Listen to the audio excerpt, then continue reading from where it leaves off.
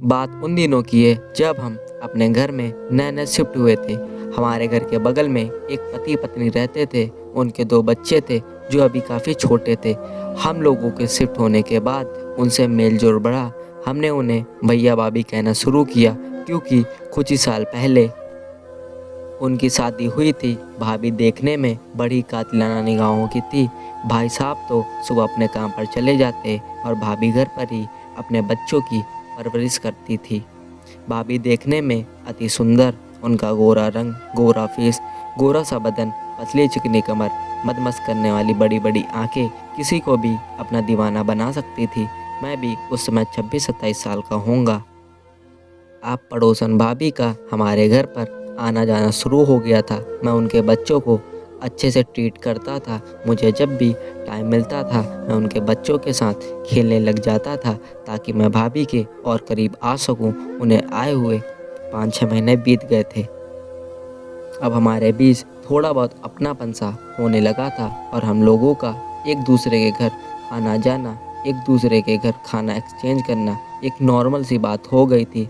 हम लोगों की पड़ोसन भाभी से अच्छी यूनिटी बैठ गई थी। कभी कभी हम एक दूसरे को नॉन वेज जोक्स भी सुना देते थे।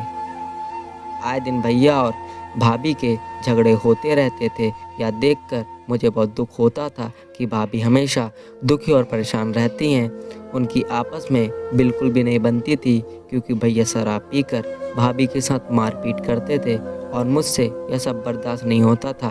पर मैं करता भी तो क्या, एक पति पत्नी के बीच में कैसे कुछ कर सकता था। एक बार जब मैं उनके बच्चों के साथ खेल रहा था, उस दिन भाभी घर पर अकेली ही थी और बस बच्चे थे और पड़ोसन भाभी काली साड़ी में अपने आंगन में बैठी हुई थी। उस दिन भाभी गजब की लग रही थी।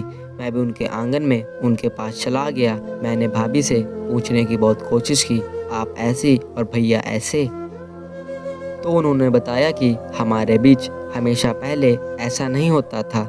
मुझसे बहुत प्यार करते थे लेकिन शादी के 2 साल बाद उन्हें बॉस की बेटी से प्यार हो गया और उसने मेरे पति को पूरी तरह अपने वश में कर लिया।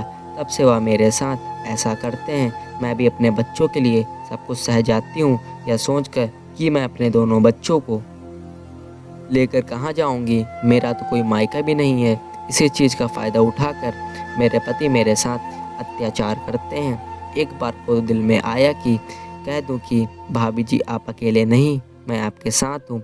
लेकिन फिर चुप रह गया और मन ही मन सोचने लगा कि कोई इतना निर्दयी कैसे हो सकता है जो इतनी खूबसूरत बीवी को छोड़कर किसी और के पास चला गया।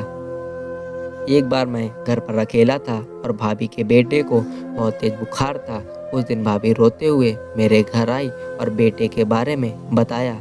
हमने डॉक्टर को बुलाया तो उसने कहा कि घबराने की बात नहीं है, 1-2 घंटे में बुखार उतर जाएगा। भाभी ने अपने बेटे को मेरे बिस्तर पर लिटा दिया। जैसे ही भाभी नीचे झुकी तो उनकी साड़ी का पल्लू नीचे गिर गया। अब भाभी का बदन पूरी तरह से अंदर तक दिख रहा था। भाभी ने जैसे ही मेरी तरफ देखा तो मैंने अपनी आंखें फेर ली। उन्हें पता चल गया था कि मैं उन्हें देख रहा था और वह शर्मा गई और धीरे से बोली, क्या हुआ देवर जी, क्या देख रहे हो? मैंने अपने मन में ही कहा, क्या मस्त माल है यार। लेकिन वह अल्फाज भाभी ने सुन लिए थे और बोली, अच्छा अगर यह सब चाहिए तो पास आना पड़ता है। हम फिर चुपचाप बैठ गए। 1-2 घंटे बाद उनके बच्चे का भी बुखार बिल्कुल सही हो गया था और वह अपने दोस्तों के साथ बाहर आंगन में खेलने चला गया था। लेकिन मैं और भाभी वहीं बैठे हुए थे। हम एक दूसरे से वैसी वाली बातें कर रहे थे। धीरे धीरे मैं भाभी करीब आने लगा था और हम दोनों एक दूसरे के इतने करीब थे कि एक दूसरे की धड़कनें महसूस कर रहे थे। भाभी को भी शायद अच्छा अनुभव हो रहा था जो वह अब मेरे साथ कर रही थी।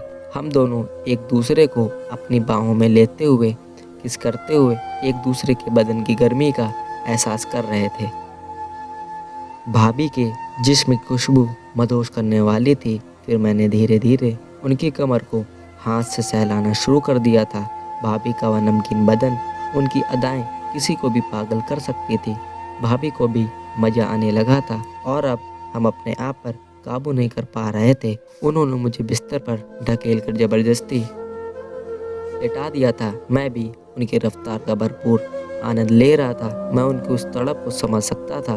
हम दोनों आधे घंटे तक एक दूसरे पर प्यार लुटाते रहे। अब मेरी और भाभी के बीच की दूरियां ख़त्म हो चुकी थी, लेकिन हम दोनों किसी को यह बात जाहिर नहीं होने देते थे। उसके बाद हम दोनों को और भी मौके मिले और हम दोनों बार बार यही सब करते रहे। एक दिन पता चला कि उनके पति अपने बॉस की बेटी के साथ वह शहर छोड़कर भाग गए थे।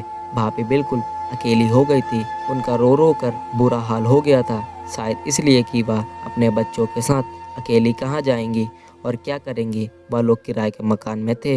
लोगों ने भाभी को समझाने की बहुत कोशिश की कि वे समझ नहीं पा रही थी और एक दिन अपने बच्चों के साथ मुझे एक नहर के पास खड़ी मिली। शायद उनका अपने बच्चों के साथ आत्महत्या करने का इरादा था। मैंने उनसे पूछा कि क्यों वे ऐसा करना चाहती हैं, लेकिन बस वह रोए जा रही थी और कह रही थी, मैं कहाँ जाऊँगी अपने बच्चों को लेकर, मेरा तो कोई मायका भी नहीं है। बहुत मुश्किलों से मैंने भाभी को समझाया, पर मैं उन्हें अपने घर ले आया था क्योंकि मेरे भी आगे पीछे कोई नहीं था और मैंने कुछ ही दिनों बाद भाभी से शादी कर ली थी और उनके बच्चों की जिम्मेदारी मैंने पूरी तरह से अपने ऊपर उठा ली थी। मैं, मेरी पत्नी अब अपनी छोटी सी दुनिया में बहुत खुश थे। भाभी को मैंने सब कुछ दिया जो भैया कभी नहीं दे पाए थे। अब वह भी बहुत खुश रहने लगी थी। मैंने उन्हें किसी चीज़ की कोई कमी नहीं होने दी। एक दिन की बात है जब उनके पति अपनी गलती का पश्चाताप करते हुए घर लौटे। उस वक्त मैं घर पर नहीं था। वो मेरी पत्नी से माफ़ी मांगने लगे, गिड़गिड़ाने लगे कि प्लीज़ उन्हें माफ़ कर दो, लेकिन भाभी ने धक्का मारकर उन्हें घर से निकाल दिया और उन्हें चेतावनी दी कि यही मेरा परिवार है, आज के बाद यहाँ कदम रखने की ज़रूरत भी मत करना। मैं घर लौटा तो उन्होंने बताया कि उनका पहला पति माफ़ी मांगने उनके पास आया था, लेकिन उन्होंने माफ़ नहीं किया। यह सुनकर मैं बहुत खुश हुआ। मैंने कुछ ही दिनों में अपनी पत्नी के तलाक के पेपर बनवाए और मेरी पत्नी ने हंसते हंसते उन कागज़ों पर साइन करते हुए अपने पहले पति के मुंह पर दे मारे। हम आज भी अपनी एक छोटी सी दुनिया में बहुत खुश हैं।